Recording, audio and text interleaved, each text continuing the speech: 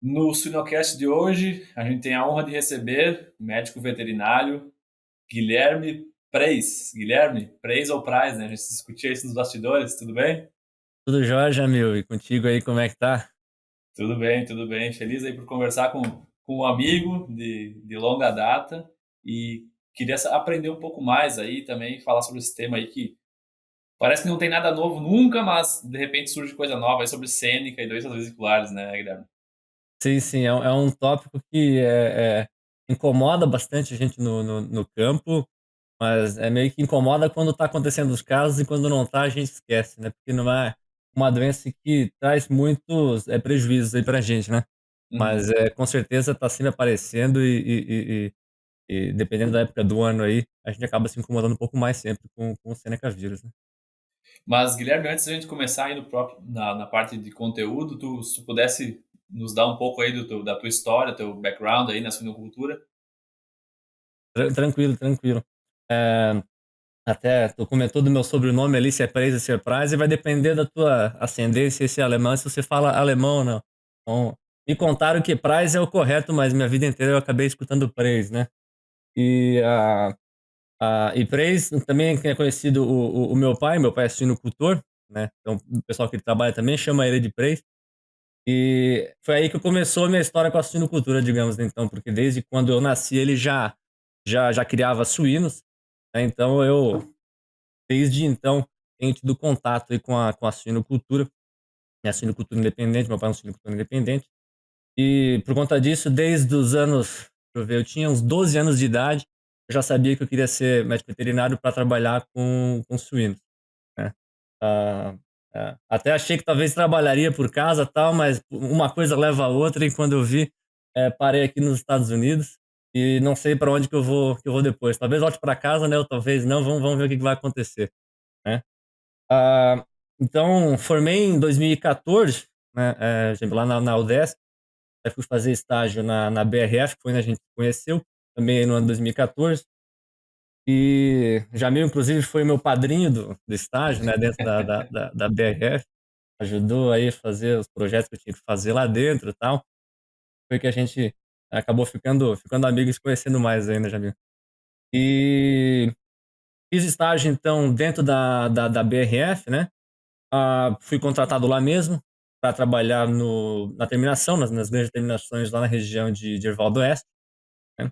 E fiquei em Erval do Oeste, videira, fazendo, trabalho como extensionista de terminação. Posteriormente, fui para o oeste de Santa Catarina, mais para a região de Xanxerê, trabalhar com SPL, produção de leitões. Fiquei mais um tempo lá, até que fui transferido para a região de Braço do Norte. Acabei visitando, então, dentro da BRF, quase que todas as regiões do estado, né? Só não fui para a região norte do estado porque a BRF não teria produção de suínos para lá, né? Eu fiquei mais um tempo lá na região de Braço do Norte, com os produtores de leitões de lá. Ah, Voltei depois, posteriormente, para o oeste de Santa Catarina, em Faxinal dos Guedes, para trabalhar como veterinário sanitarista das multiplicadoras da BRF lá em Faxinal dos Guedes, ficando lá mais um ano e meio aproximadamente.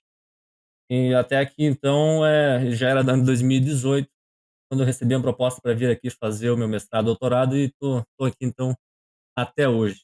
Resumindo bastante a minha história aí com a suinocultura, foi essa aí, né? Genial, genial. E tu tá hoje no doutorado com o professor Vanucci, em Minnesota.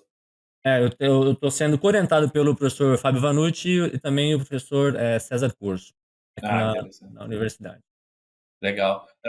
Eu ia comentar que se nessa época aí que tu esteve na BRF estourou surto de alguma doença, provavelmente foi tu o carreador, porque tu cruzou o estado várias vezes.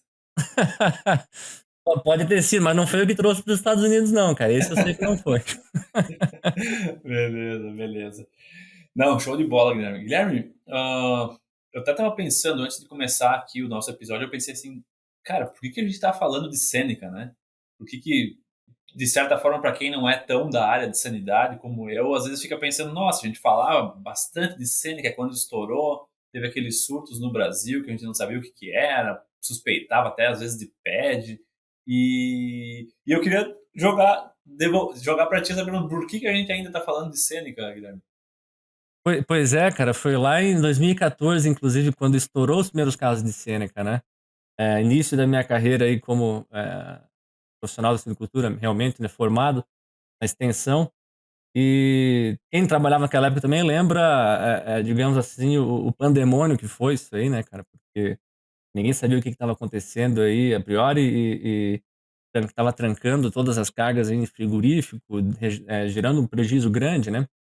E a gente ia para as granjas, às vezes até às 10, 11 horas da noite com lanterna, procurar a vesícula, ou essas vesículas cruciformes, no caso, no casco, no focinho dos animais, a gente procurava se tinha alguma lesão nos animais, para poder liberar os animais irem para o frigorífico no dia seguinte. Então era 10 horas da noite, a gente liberava a carga, depois de olhar os animais, não tinha nenhuma vesícula. No outro dia, 8 horas da manhã, já recebia um e-mail do frigorífico que os animais que nós tínhamos inspecionados na noite anterior chegaram lá com a vesícula, né. E a gente ficava lá: "Caramba, como assim? Será que eu não vi essas vesículas, né?" Mas a gente tinha certeza que a gente tinha olhado, né, bastante os animais, que eles realmente não tinham, né, as vesículas na noite anterior. E e toda essa comoção é justamente por Seneca vírus causar uma doença vesicular, né, que as demais doenças vesiculares, a importância é devido à semelhança com a febre aftosa. E essa febre aftosa realmente é a doença que nós realmente nos preocupamos aí quando a gente pensa em doenças, vesiculares, que ela afeta não somente os suínos, né, e também outras espécies de animais, os bovinos principalmente, e talvez que a gente acaba pensando mais vezes, né. E que os países, principalmente os países que são livres, eles não querem de jeito nenhum que essa doença seja reintroduzida, né, depois eles fizeram todo aquele trabalho para se livrarem dessa doença. Então, porque é uma doença que causa muito prejuízo, né. Quando a gente busca ali, quanto prejuízo será que isso pode causar, estimativas aí, acho que foi no caso do último surto no Reino Unido, e foi um surto que durou em torno aí de uns 8 meses e o prejuízo foi em torno de US$ 10 bilhões, né, somente para o Reino Unido. Então imagina se essa doença entra, digamos, nos Estados Unidos, que tem um setor agrícola muito maior, né, ou mesmo, né, digamos que o Brasil começa a ter muitos casos, né, trancaria todas as exportações e o prejuízo seria muito maior, impactaria, muita gente, muitas famílias, muitos suinocultores ou produtores de outros tipos de proteína animal também, né. Então esse seria o principal motivo que a gente está aqui hoje, falando de Seneca e por isso que a indústria, de suínos, realmente se importa, porque é impossível você clinicamente distinguir um animal que está infectado, né, com o Seneca vírus, né, com doença clínica de Seneca vírus, com um animal que está afetado com a febre aftosa. As vesículas são iguais, a apresentação clínica ela é muito parecida, você precisa de um teste laboratorial para poder fazer o diferencial, para dizer o que é que realmente está acontecendo. Perfeito, perfeito. Eu acho que, a gente no Brasil, inclusive, vem melhorando o status quanto à febre aftosa, né? A gente tinha no passado só Santa Catarina, né, livre sem vacinação, e agora alguns outros estados, Rio Grande do Sul também, se eu não me engano, né, recebeu o certificado. Rio Grande do Sul, lembrando de cabeça agora, Rio Grande do Sul, Paraná, Acre, Rondônia e acho que tem partes do Mato Grosso, Sim. outro estado agora, para a memória, mas que são livres aí sem a vacinação, reconhecidas, né. Então é fácil para os nossos ouvintes aí imaginarem, né? Tu tem ser de um estado livre, sem vacinação e simplesmente tem um animal com vesículas onde tu não vai intuitivamente assumir que é cênica porque tu não tem aftosa no teu estado. É muito geraria calafrios aí no pessoal da indústria. Mas para começar assim, Guilherme, se tu pudesse nos dar um breve relato aí do histórico da doença, tanto nos rebanhos no Brasil, Estados Unidos e no mundo, assim. A gente pode voltar um pouco atrás de 2014, né, apesar que, claro, a gente só começou a explorar mais essa história depois de 2014, 2015, que foi quando começou a ter esses casos em larga escala, né, nos setores, de suínos, no caso, Brasil e também posteriormente Estados Unidos, alguns meses depois. Mas o primeiro, relato de caso onde foi visualizado vesícula em suínos, onde encontraram Seneca vírus, curiosamente foi aqui em Minnesota, nos Estados Unidos. Era uma carga aí de animais que, estavam vindo da província de Manitoba do Canadá, para ser abatido aqui em Minnesota. E chegando aqui eles perceberam que muitos animais tinham, lesões vesiculares, tinham vesículas, né, espinhos e nas patas desses animais, nos cascos. Não sabia o que era, obviamente, né? Teve a investigação para poder fazer o diferencial para a febre aftosa. Viram que não era a febre aftosa. Eles fizeram então um relato desse caso e lá eles colocaram que, curiosamente, essas amostras animais era positivo pro Seneca vírus, né? Pro PCR. E aí eles colocam, né? Até hoje, isso lá em 2007, né? Até aquele tempo, não havia nenhum relato de Seneca vírus causando doença vesicular e não sabiam se havia realmente alguma associação, mas deixaram ali relatado, né?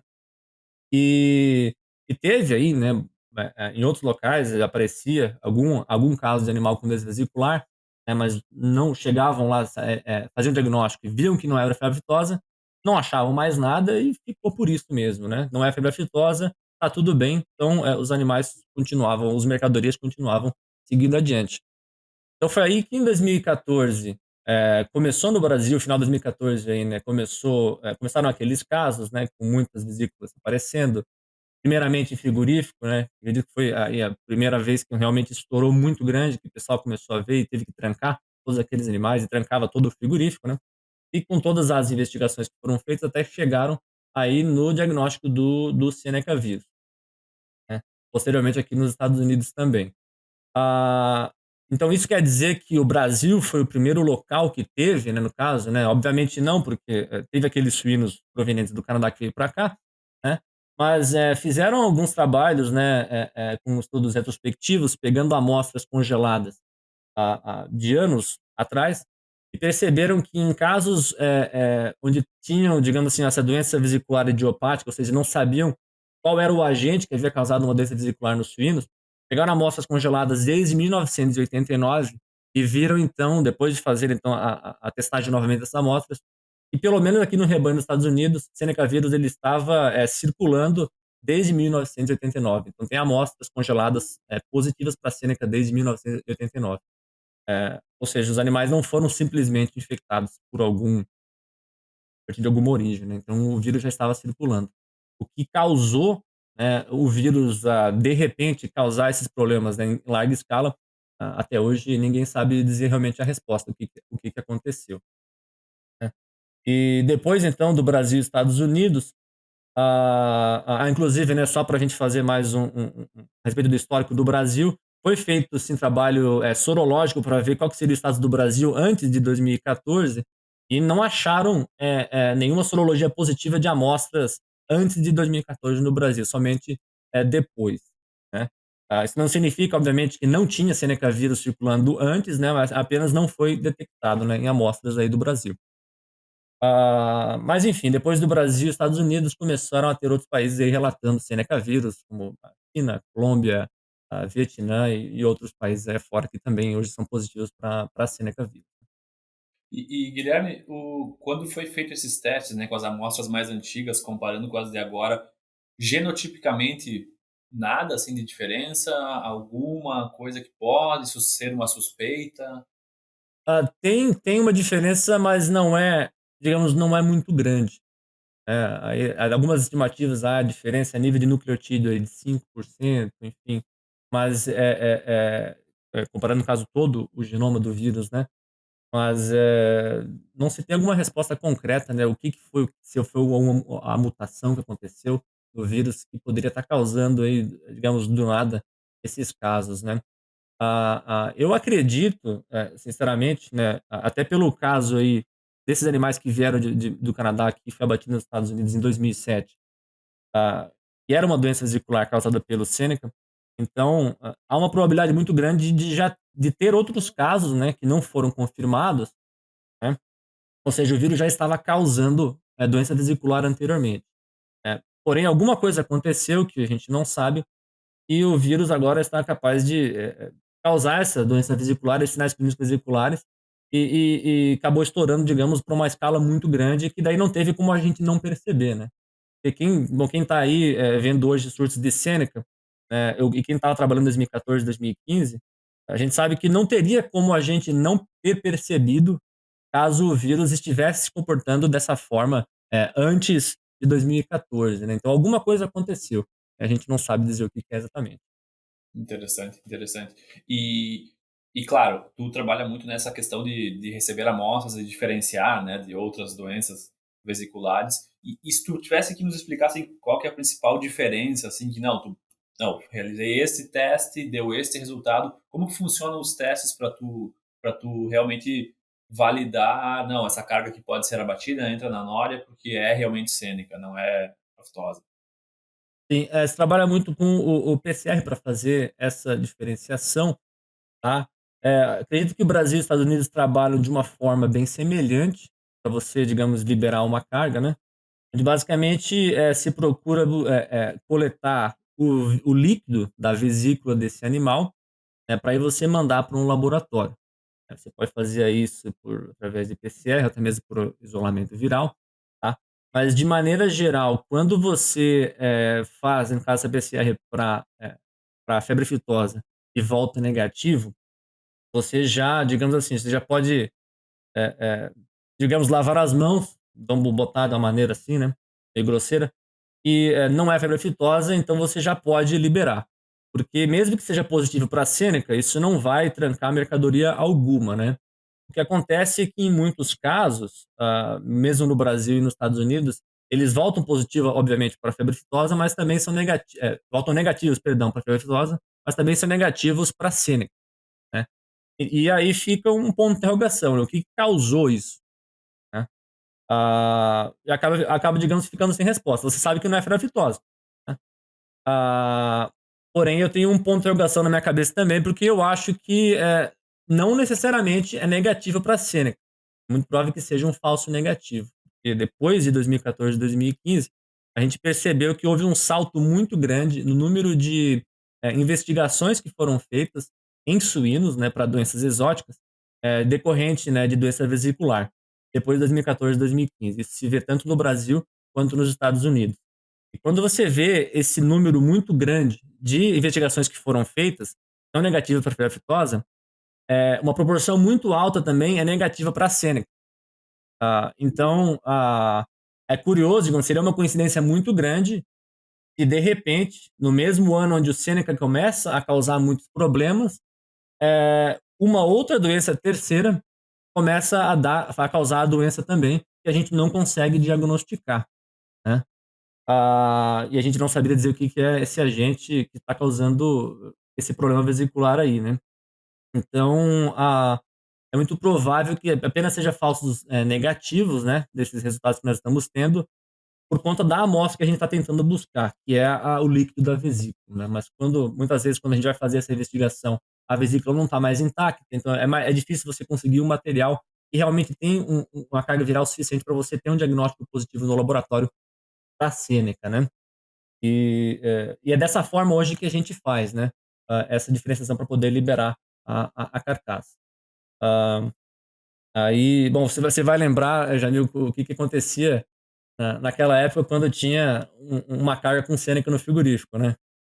Era trancava tudo, parava tudo. Então hoje já mudou, digamos assim, a lei, né, o que que você tem que fazer. Então no Brasil e Estados Unidos também é muito similar, onde basicamente se você tem um diagnóstico de campo, né, um laudo dizendo: "Ó, essa carga aqui provém de animais que são positivos para a Sêneca", se chegar animais com vesículas no frigorífico com esse laudo, sem problema nenhum, a carga pode continuar, né. Mas tem que ser num determinado período, que eu não vou lembrar de cabeça exatamente, se não me engano, seriam 2 semanas, ou tem outro papel que diz 30 dias, não sei dizer exatamente a data, mas Sim, tem mas próximo do ajudar perto do abate, né? perfeito, assim, você tem que ser próximo do abate. Então, se a carga chega sem um laudo, né, próximo à data de abate, aí você tem que fazer investigação também para tentar, você precisa, na verdade, negativar para febre aftosa, você tem que garantir que é negativo para febre aftosa. A partir disso, você pode mandar. E aí com coleta sanguínea. Não faz coleta de sangue, não, é do local da lesão. Tá, mas por exemplo, certo, claro, tendo um animal com vesículas aí próximo ao abate, se enviar o laudo negativo, entendi, perfeito. Você precisa garantir que não tem o material genético do vírus, né, no local da lesão, que no caso seria a febre aftosa, que é isso que você realmente está interessado, né. Sim, sim.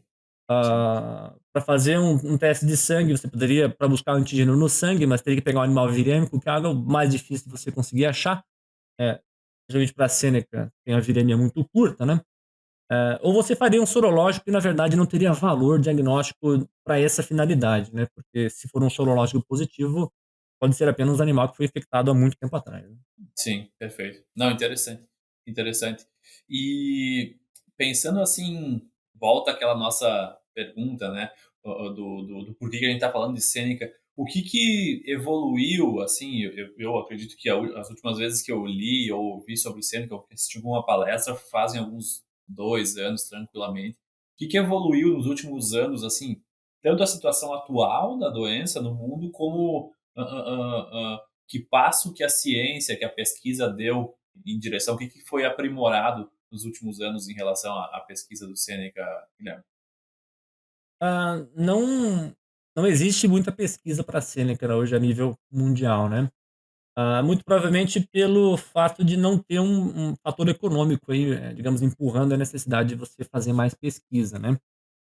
Ah, então, a maior parte dos trabalhos que tem publicados hoje, você vai achar muito trabalho, por exemplo, analisando sequências, né, pra sequenciamento genético dos vírus de Sêneca em diferentes países, muito trabalho da Ásia, né, nesse sentido também.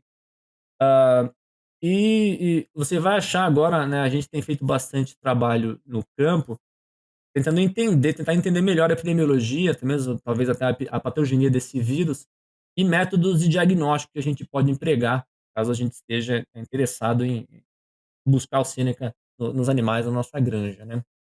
Então, inclusive foi esse o maior foco que a gente teve, aqui dos trabalhos que eu tenho feito, né. Ah ah, por exemplo, eu quero saber se meus animais estão positivos para Sêneca, né. O que que eu vou coletar? Como eu falei antes, a vesícula não dura muito tempo, né, ela estoura e você não tem, é difícil você realmente fazer um swab de uma lesão que já está cicatrizando e você conseguir detectar o vírus ali, apesar que ele tenha causado, né. Então a gente, por exemplo, fez um comparativo aí de amostras, né, com suave oral, suave nasal, porque a gente sabe que o vírus ele é expelido em grandes quantidades pela saliva dos animais e também pelas fezes. Então vamos testar e vamos comparar essas amostras. A gente viu que suaves orais, retais, por até umas 3, 4 semanas, você consegue diagnosticar, animais que estão, eliminando esse vírus. Claro que com mais confiança num fase inicial aí da doença, né. E por que que a gente foi atrás de fazer isso daí, né, justamente poder facilitar, no campo o nosso trabalho, né. Digamos, um falso negativo, é muito complicado pra gente daí depois na granja poder entender o que está acontecendo e poder tomar alguma ação, né. Não sei se você gostaria que eu explorasse um pouco mais a respeito desse tipo de Eu acho que sim, eu acho que sim, porque eu acho que talvez essa seja uma das grandes informações aí que tu trouxe para nós, né, de que dessa questão de tu ter vários testes que são negativos para as duas, né? Isso até para mim, pelo menos é uma informação nova, acho que vale explorar bastante, sim. Então, o show mais interessante que a gente encontrou, perdão, aí nesse trabalho foi que, swab de tonsila e até mesmo raspado de tonsila de animais aí que são portadores do vírus, foi a amostra que conseguiu diagnosticar por maior tempo, né, os animais que foram infectados. Ou seja, um swab oral, swab retal, com o tempo eles ficam negativos, tá, porém se você faz um swab de tonsila, ou principalmente aí um raspado de tonsila, você consegue por mais tempo detectar o material genético do vírus nesses animais que foram previamente infectados, né. A razão que fez a gente, né, pensar no raspado de tonsila, eh, foi pelo conhecimento prévio que a gente tinha, e quando você coletava tonsila de animais mortos, que foram infectados por Sêneca, você conseguia encontrar o material genético desse do vírus por bastante tempo. Naquela época, a gente sabia que até 90, pelo menos 90 dias depois, teve animais que nós conseguimos detectar o material genético do vírus na tonsila, né, na tonsila do palato mole. Que é de fácil acesso até mesmo em animal vivo, né, se um animal vivo, se você tiver um espéculo, e uma colher para raspar aí essa tonsila, né, e para coletar o material. Ah, isso é importante porque, a gente pode fazer um link com a febre aftosa, para animais persistentemente infectados. A definição de infecção persistente em febre aftosa seria animais que são positivos para além de 28 dias, né, depois da infecção. E a gente viu que no Sêneca isso acontece, né, para o raspado de tonsila até 40, 45 dias a gente consegue detectar esses animais. E posteriormente a gente conseguiu aí, né, com outros tipos de amostras, perceber que a tonsila, e outros tecidos dos animais ficam positivos por muito tempo. Ou seja, se o Sêneca realmente causa infecção persistente nos animais, isso é uma informação muito importante que a gente precisa explorar mais para poder entender a epidemiologia dessa doença, porque são animais que não apresentam mais sinais clínicos, mas que posteriormente, por algum fator estressante, pode voltar a eliminar esse vírus e infectar animais suscetíveis que estão também dentro da granja. Isso ajuda muito ao vírus se perpetuar nas granjas e também infectar outras granjas vizinhas ou granjas que estão, digamos, talvez importando animais de algum outro local, né? Essa foi digamos assim, um aspecto da pesquisa que nós buscamos aí e botar para frente, né, para poder entender melhor e auxiliar no campo a nossa tomada de decisão, né. E, enfim, teve para buscar mais amostras também, não sei se tu é familiarizado com o conceito de fluidos de processamento para fazer diagnóstico de doenças, né, para monitoria, digamos, né. É muito comum para PIRS aqui nos Estados Unidos, né. Também vimos aí que o Sêneca pode ser diagnosticado, né, em fluidos de processamento. Para quem não está familiarizado com esse tipo de amostra, ele basicamente é um tipo de amostra agregada, onde você pega aí, numa sala de parto, você pega o subproduto aí do manejo de terceiro dia, quando você faz a castração, cortar a cauda dos animais, os leitões, você coloca todo esse material dentro de um saco plástico e deixa criar um fluido ali dentro e você testa esse fluido, consegue buscar algumas doenças ali dentro, e a Sêneca é uma delas, né. Ou seja, é uma amostra que é de fácil aquisição, você não está fazendo nenhum trabalho além daquele que você já tem que fazer, né, e você consegue fazer a monitoria de doença. E a gente viu que, em diversas granjas, até 3 semanas antes do surto acontecer dentro de uma granja, o fluido de processamento ele já pode ser positivo. Então você pode, se você tem um programa de monitoria, pega fluidos de processamento e fica testando sempre, você pode achar uma amostra positiva antes mesmo de você ver uma doença clínica dentro de uma granja, né. E o número de semanas posteriormente à semana onde você percebe, né, que tem um surto de Sêneca, o número de semanas posteriormente, né, que continuam positivas no fluido de processamento, varia bastante. Pode de acordo com o tamanho da sua granja, do seu manejo, mas pode chegar até mais de 20 semanas continuamente positivo, ou seja, esse é sinal que o vírus ele continua infectando leitões aí na maternidade por um grande tempo. Ou seja, se está infectando leitões, os leitões depois do desmame estão levando essa doença, esse vírus, digamos, carregando para a creche, terminação, enfim, né, disseminando aí no nosso rebanho, né. Sim. Não, isso realmente é bem interessante, porque às vezes a gente vai para um pensamento de que, quando que o animal se infecta, né? Quando que o animal se infecta, mas na verdade ele já pode ter, pelo fluido de processamento, o fluxo é positivo, então nos permite que a gente encontre, por exemplo, lesões de vesículas ou de casco mais adiante, mas antes já tendo. Bem, eu acho que é uma abordagem bem interessante, né? Para a gente tirar um pouco daquela visão da saúde animal como reativa, né? Tu ver uma coisa e tu tomar uma ação. Eu acho que essas técnicas assim nos ajudam a predizer e a antecipar a ação corretiva ou que pelo menos nesse caso de Sêneca deixa o frigorífico mais calmo, né? Muito antes, né? A gente sabe que o fluxo é positivo, bem interessante mesmo, Guilherme.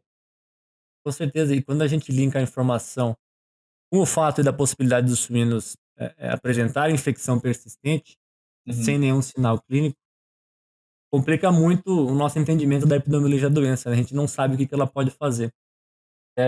Vou pedir desculpa para quem achou que, viria aqui e, vamos ter respostas muito boas a respeito do Sêneca, mas infelizmente a gente não sabe de muita coisa, né. E aí vou reiterar, a gente precisa estudar mais essa infecção persistente, para poder garantir que não, realmente, esse vírus que está sendo carregado por esses animais, ou esse material genético que está sendo recarregado por esses animais, pode infectar outros animais posteriormente. Então, isso é um gap aí, então é uma lacuna que a gente tem na pesquisa, que a gente precisa ainda explorar, mas eu acredito que seja muito importante, porque isso muda bastante a forma que a gente vai ter que lidar com essa doença, caso a gente pense, por exemplo, em eliminar ou erradicar essa doença dos nossos rebanhos, né?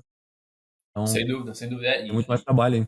E eu acho que um dos grandes ensinamentos é essas técnicas, né, ou o termo infecção persistente, elas não são simplesmente restritas a um vírus, né? Então pode ser aplicado em outras doenças e a técnica ser padronizada para outras doenças. E eu acho que é esse o grande aprendizado que um vírus, por exemplo, o Seneca vírus, nos traz sobre epidemiologia, que às vezes a gente fica muito pensando, o pensamento fica muito mais automático no qual doença, qual antibiótico usar, e às vezes a gente esquece que a epidemiologia ela vai trazer muito mais informações e o que precisa ainda ser estudado sobre essa doença. Com certeza, com certeza. Assim, entender a epidemiologia do vírus ela é essencial, né? Claro que respeitando a patogenia de cada um, né? As particularidades de cada vírus ou bactéria, dependente do agente que você está falando, né? Mas é legal que a gente consegue sempre levar o conhecimento de uma doença para outra, como tu falou, né? Da mesma forma como a gente foi tentar buscar Seneca vírus em fluidos de processamento, que é algo que começou com a Pierce, né? Então, a gente sempre aprende bastante aí quando faz esse tipo de trabalho. Realmente é bem interessante. E Guilherme, me explica um pouco sobre, tá, vocês não encontram, vocês têm uma amostra que é negativa para aftosa e para Seneca. Vocês testam para alguma outra doença vesicular? Os países podem realmente, talvez buscar para alguma das outras doenças, né? Agora, honestamente, se estão testando, essa informação não chegou até mim, tá, Jamil? Então eu posso estar bem enganado, em relação a isso, tá? Mas nada impede talvez ele estar testando para uma otite vesicular. Também é uma doença aí, digamos, de importância, né, que também é uma zoonose, né, que afeta outras espécies, né, mas os dados que eu Qual recebi, doença, Guilherme? a estomatite vesicular, ela Ah, ela afeta outras espécies, como cavalos ou mesmo bovinos e tudo mais, e também pode transmitir para humanos, né, é uma zoonose, tá. Ah, Agora se estão testando, não chega nos relatórios, pelo menos nos relatórios que eu recebo, né, que eu fui atrás, digamos assim, né, Jamil. Então, desculpe, a minha resposta aqui não está muito completa aí, mas de qualquer forma, o que eles se interessam é saber se é febre aftosa ou não. E chega assim, se dá negativo para febre aftosa, a mercadoria continua. claro, claro. E a gente falava aqui nos bastidores, né, do exantema vesicular também, né? Exantema, é isso mesmo? Isso, ectema vesicular seria uma das 5 doenças vesiculares aí que a gente sabemos até hoje são possíveis de causar doença vesicular em suínos, né. O ectema vesicular foi um caso bem interessante que também remete à importância da dieta dos animais na disseminação de doenças, né, Jamil. Que foi aí, se não me engano, foi na década de 70 quando teve esses casos de ectema vesicular aqui nos Estados Unidos, foi o único lugar que relatou ectema vesicular em suínos, tá. É um vírus que ele vem de animais marinhos, então tem alguns mamíferos marinhos e também alguns peixes também, que segundo a história aí tá contada, começou, né, os casos a aparecerem de doença vesicular ali lá na Califórnia, e com isso foi espalhando para o resto dos Estados Unidos, né. E através de investigação epidemiológica perceberam que estava tendo esses casos em animais que estavam sendo alimentados com restos de alimento. E dentro desses restos de alimentos tinha ali, Frutos do mar, né? Aham. Frutos do mar. frutos do Seafood. mar, obrigado. E o pulo do gato, né, que eles relatam aí que foi para eles conseguirem erradicar essa doença, foi a proibição da alimentação de suínos, por lixo, né, ou por restos de alimentos que não tenham sido, cozidos. E segundo a relato deles, foi o pulo do gato para eles conseguirem erradicar essa doença que desde então da década de 70 não há mais nenhum caso relatado do exantema vesicular. Então a gente sabe que o vírus ele pode sim causar doença nos animais, só que nunca mais teve nenhum caso sendo relatado, né. E como, a gente estava falando ali da importância no caso, né, que agora foi um fator da dieta dos animais, que é claro que é um caso muito extremo, porque hoje na agroindústria ninguém dá resto de alimento, né, para suíno nenhum, mas leva aí a gente ter a digamos, aquela curiosidade e aquela necessidade de buscar que tipo de patógeno a gente pode estar introduzindo nos nossos animais através do alimento, né, ou seja, a ração que a gente está fornecendo, ela não foge desse ponto, né.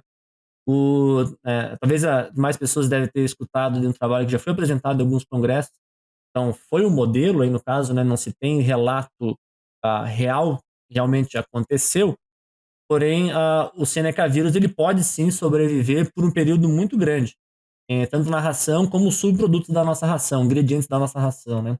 Ou seja, isso é outra área que a gente precisa ter muito mais pesquisa para entender como que o Seneca vírus pode estar sendo, transmitido através da ração que a gente está produzindo e enviando para várias granjas. É um ponto de controle muito importante, e aí os nutricionistas, até mesmo os veterinários convertidos em nutricionistas aí, que nem tu, né, Jamil, tem que estar sempre aí atento, né, cara, no trabalho, né? Exato, exato.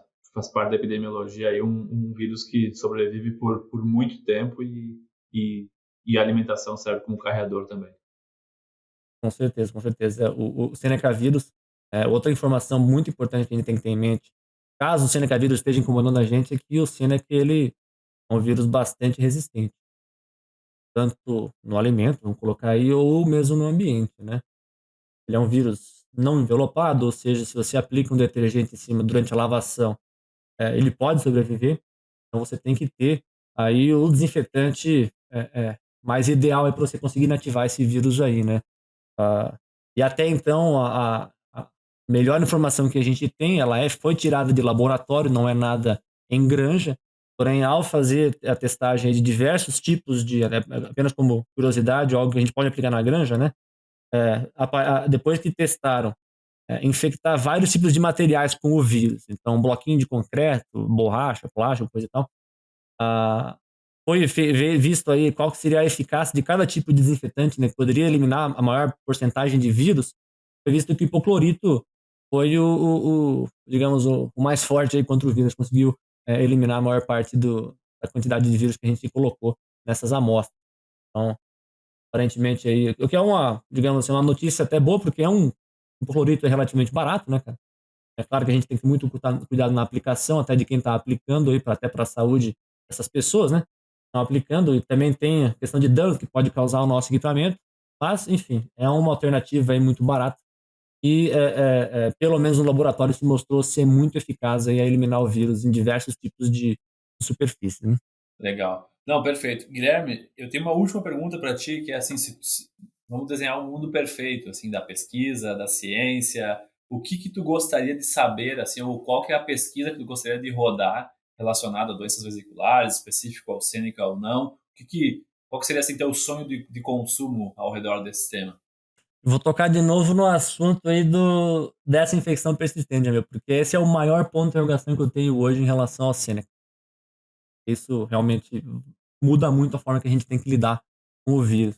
Então seria alguma pesquisa aí voltada, se a gente fosse desenhar um experimento agora, muito provavelmente eu gostaria de pegar, digamos aí, vários animais, inocular a Seneca e ver aí por quanto tempo esses animais, mantendo eles vivos, eles continuam, eh infecciosos, vamos colocar, né, que eles podem ainda transmitir o vírus para outros animais, né.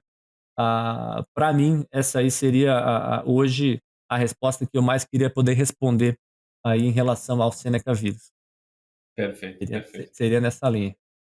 Sem dúvida ia ajudar a clarear essa parte da epidemiologia mesmo, Guilherme. Guilherme, esquecemos alguma coisa do tópico ou não? Na minha cabeça agora eu não consigo pensar em nada não. Não, perfeito. E eu, na minha cabeça de veterinário convertido a nutricionista, eu também não estou me lembrando de mais nada. E também lembrar aos nossos ouvintes que a gente tem um episódio mais focado na doença em si, no Seneca em si, com o professor Vanucci no Suinocast. Então, mais detalhes também podem ser escutados lá. Mas, Guilherme, a gente termina o nosso episódio sempre com algumas perguntas fora do tema. E eu queria ouvir de ti. A gente tem criado várias perguntas e eu escolhi duas aqui. Uma que eu gosto de perguntar é o que tu tem vontade de fazer na vida que tu ainda não fez? Eu tenho vontade de fazer na vida que eu ainda não fiz. Uhum. Cara, uma coisa até bem específica. Já quase fiz algumas vezes, eh eh eh, mas digamos não tomei a oportunidade ainda. Pular de paraquedas, cara, é um negócio que eu tenho uma curiosidade de fazer, só de você ver o mundo lá de cima e depois talvez a adrenalina que você sente aí descendo. Acho que seria uma coisa legal, uma coisa que eu vou fazer ainda. Boa. Talvez pular de paraquedas é uma coisa aí pra mim que seria um sonho de Legal. longa data, vamos colocar. Não, não é. Eu nunca tinha. Já vi, obviamente já vi pessoas fazendo isso, dos meus amigos, mas nunca pulei também. Acho que vou botar na wishlist aí. Bora junto, cara. Vamos lá, vamos lá. Só não dá pra ir na época do ano como essa, né? Quantos graus, que temperatura tá fazendo aí hoje? Aqui deve estar um -15, agora -20. Não, não, não vai ser bom, não. Mas, Até chegar no chão já virou um cubo de gelo. já não vai ter como puxar aquela cordinha, né, cara? Mas se a gente for junto, eu te empurro primeiro, né, cara? Se eu ver que der errado, eu fico no avião. Tranquilo. Faço test drive. Uma última, Guilherme. Ah, o que os teus ídolos ou as pessoas que tu mais admira profissionalmente têm em comum? Que característica que elas têm em comum? Acredito que curiosidade e humildade ao mesmo tempo. Talvez sejam coisas que não são muito interligadas, mas eu diria curiosidade porque é uma característica que acho que a gente precisa para poder entender o que realmente está acontecendo, não necessariamente sendo algo curiosidade técnica, né, mas seja para qualquer tipo de problema que você possa estar enfrentando dentro do seu processo, né. Então, é aquela vontade de realmente buscar entender, de buscar entender os mecanismos que estão causando qualquer tipo de problema para a gente poder buscar uma resposta aí, ou alguma solução, né. Então, essa seria, digamos assim, a primeira, eh eh, característica, digamos assim, que eu vejo que é muito comum com essas pessoas. E humildade até para você, obviamente respeitar as outras pessoas, né, e conseguir cativar essas pessoas também, né. E também para a humildade você entender que, a fração de conhecimento que a gente tem, ela sempre é muito pequena, né. Então, comparado ao conhecimento coletivo aí das outras pessoas. Então, toda vez que a gente vai para alguma granja, ou em qualquer lugar que a gente vai, tem muito conhecimento que essas pessoas têm, que elas podem compartilhar com a gente. E são conhecimentos que, às vezes, não tem nada a ver com aquilo que a gente trabalha, pode ser conhecimento de vida, né. Então a gente precisa ter essa curiosidade, essa humildade para estar aberto para poder aprender com as pessoas. Então, eu colocaria essas 2 características aí como sendo a as características principais nas pessoas que eu mais admiro, hein, profissionalmente ou mesmo, pessoalmente também. Exato, exato. Pessoalmente também, né? Quando tu falou essas duas características, me veio algumas pessoas na cabeça e realmente, né? Se tu parar pra pensar, a pessoa que ela é curiosa, ela não é só curiosa na área de trabalho, né? Porque eu gosto de falar que o jeito que ela leva o trabalho ou a vida é muito parecido, né? Ela não vai ser ah, super workaholic e vai aproveitar muito a vida também. Geralmente, não, realmente ela é intensa nos dois, né?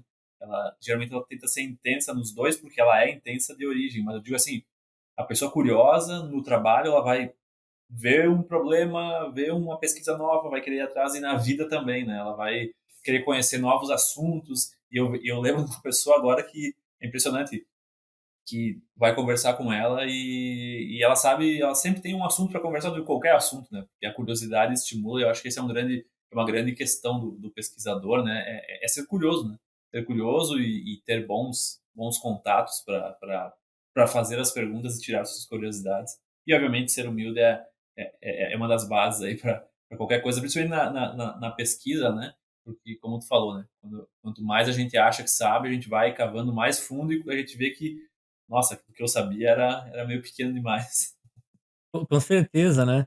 E como tu falou, é a pessoa que é curiosa, que vai atrás de buscar, digamos, conhecimento também, aí que tá a importância de manter a humildade depois, né, cara. Porque, pra mim, acho que não tem problema você ter opinião sobre os assuntos diversos aí, mas outra coisa é você achar que tem razão pra tudo, né. Exato, Você então, pra não ser aquele cara chato, né, pô, lá vem o cara que sabe de tudo, tem opinião pra tudo e não muda de ideia nunca, né. Então, exatamente. acho que é importante você ter as 2. Uma pessoa muito curiosa, sem humildade nenhuma, é um bom candidato a ser um cara muito chato, né, cara, que ninguém quer ficar perto, né, cara. É o famoso, como é que é, o gangorra, né? Onde ele senta, todo mundo se levanta, né? É uma boa analogia. Guilherme, muito obrigado novamente pelo teu tempo. Foi um prazer aí bater esse papo contigo. Vamos se visitar uma hora e a gente tenho certeza aí que o pessoal vai aprender bastante aí, um pouco mais de Sêneca contigo. Prazer mesmo. Obrigado por tudo aí, Guilherme. Amigo, eu que agradeço aí pela oportunidade de conversar contigo e outras oportunidades que você me ajudou aí na minha vida, né, cara? Pode ter certeza que eu vou continuar sendo grato por muito tempo aí, cara. Valeu. Sempre um prazer. Espero ter contribuído aí. Um abraço. Um abraço, até mais.